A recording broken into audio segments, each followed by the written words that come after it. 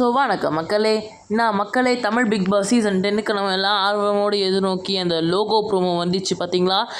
Common man show அந்த official grand launch டேட்டும் எப்பயோ reveal பண்ணிட்டாங்க 2 நாளைக்கு முன்னாடி. ஓகேவா? நெக்ஸ்ட் ஆஃப் ஆல், இப்போ இந்த ப்ரோமோ தமிழ் பிக் பாஸில் இந்தமாரி ஒரு ப்ரோமோவை என்றைக்குமே நம்ம பார்த்ததில்ல.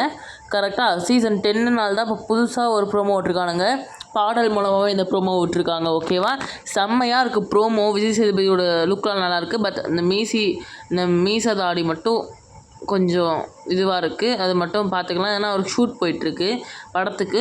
ஸோ நம்ம எல்லாம் அவளோட எதிர்நோக்கி அந்த லோகோ எல்லாம் அந்த லாஸ்ட்டு 3 வருஷம் மட்டும் லோகோ ஏன் தான் இப்படி பண்ணுறான்னு தெரியல. கமல் ஹாசன் இருக்கும்போது 5th சீசனோட லோகோ பார்த்தா நல்லா இருந்துச்சு. எல்லாமே ரொம்ப சூப்பராக இருந்துச்சு. ஸோ அடுத்தது நம்ம இந்த சீசனோட லோகோ ரொம்ப ஆர்வமாக எதிர்பார்த்தோம். பட் லோகோ ஒழுங்காக வரல.